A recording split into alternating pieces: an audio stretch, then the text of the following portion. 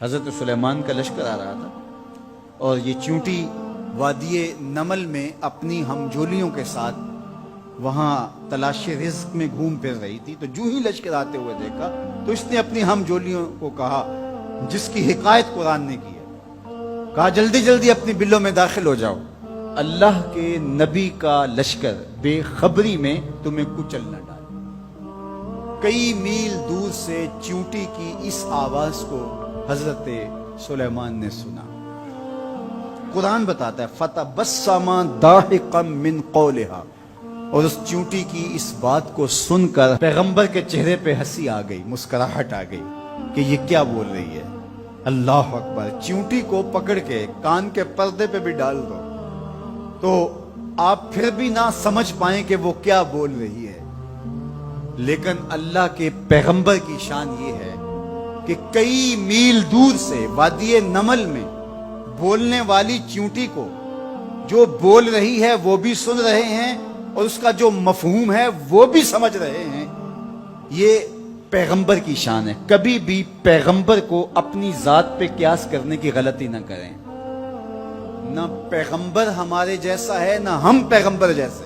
ایک شخص نے روزہ رکھ لیا تو گرمی تھی، چلاتی دھوپ تھی، تو وہ بے ہوش ہو گیا. تو لوگ اس کے اوپر کپڑا تان کر کے کھڑے تھے سائے کی.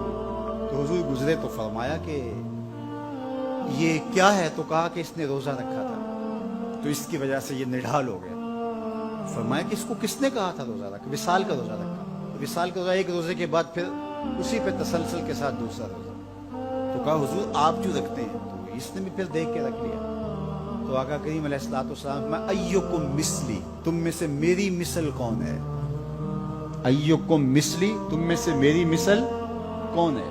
اور ایک دوسرے مقام پہ آقا کریم نے فرمایا لستو کہیاتکم، میں تمہاری طرح نہیں ہوں. کبھی کہا ایکم مثلی، تم میری طرح نہیں ہو، کبھی کہا میں تمہاری طرح نہیں ہوں. تو یہ غلطی کبھی نہیں کرنی چاہیے کہ اپنے آپ کو نبی پر قیاس کریں یا نبی علیہ السلام کو اپنی ذات پہ قیاس کریں. اللہ نے ان کو جو صلاحیتیں، جو شانیں، جو عظمتیں اور جو امتیازات عطا کیے ہیں وہ انہی کا خاصہ ہے. اللہ نے انہی کو ایک الگ شان اور الگ نرالی عظمت عطا فرمائی ہے جو انہی کا مقصود ہے. اب چونٹی کتنے میل دور سے اپنی ہمجولیوں سے بات کر رہی ہے. کوئی حدیث ہو تو ضعیف کہہ کر کے کوئی کہے کہ نہیں میں نہیں سے مانتا، آیت قرآنی ہے. فَتَبَسَّمَ ضَاحِكًا مِّن قَوْلِهَا، چونٹی کی اس بات کو سن کر اللہ کا پیغمبر مسکرانے لگا کہ یہ کیا کہہ رہی ہے. اللہ اکبر. یار حضرت سلیمان علیہ السلام چونٹی کی بات سنے بھی اور جو وہ کہے اس کو سمجھیں بھی اور اس بات پہ مسکرائیں بھی اور چونٹی بھی کئی میلوں پہ ہو. یہ شان اس پیغمبر کی ہے کہ جو مسجد اقصی میں تیرے نبی کے پیچھے مقتدی بن کے کھڑا ہو. جب مقتدی کی سماعتوں کا یہ عالم ہے تو مقتدا کی سماعتوں کا عالم کیا ہوگا. اس لیے میرے اور آپ کے آقا و مولا نے ارشاد فرمایا جو میں دیکھتا ہوں وہ تم نہیں دیکھ پاتے، جو میں سنتا ہوں وہ تم نہیں سن پاتے. تو جب سلیمان علیہ السلام اتنی دور سے چونٹی کی آواز کو سن بھی لیں اور اس کی سرسراہٹ کے مفہوم کو اخذ بھی کر لیں اور اس پہ آپ جو ہے وہ جواب بھی دیں، فَتَبَسَّمَ ضَاحِكًا مِّن قَوْلِهَا، تو پیغمبر چونٹی کی آواز کو سن لے تو مدینے والا امتی کی آواز کو نہیں سنے گا. تو یہ شان ہے خدمت گاروں کی. سرکار کا عالم کیا ہو. اللہ نے شان عطا کی ہے، اللہ نے عظمت عطا کی. اب اس چونٹی کو امام راضی کہتے ہیں قیامت تک آنے والی چونٹیوں کا سردار بنا دیا. کیوں؟ اس لیے کہ اس چونٹی کو اس بات کا علم تھا کہ اللہ کے نبی کا لشکر جان بوجھ کر ننھی جان کو بھی ضائع نہیں کر سکتا. یہاں ایک لمحے کے لیے رکیے اور اس مفہوم کو اچھی طرح ذہن میں اتار لیجئے، اپنے اندر راسخ کر لیجئے.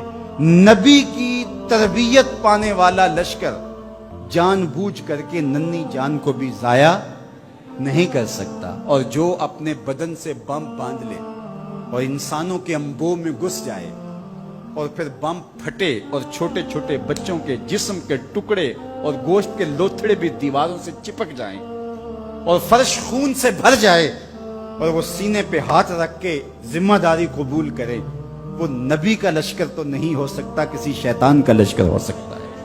تو اس چیونٹی کو اللہ تعالیٰ نے قیامت تک کی چیونٹیوں کا سردار بنا دیا۔ قرآن مجید کی 114 سورتوں میں سے ایک سورت کا نام اس چیونٹی کے نام پہ رکھ دیا۔ کتنا بڑا اعزاز دیا اس چیونٹی کے نام پہ۔ سورہ النمل ذات کی چیونٹی ہے، لیکن پیغمبر کے تربیت یافتہ لوگوں کے مزاج کو جانتی ہے۔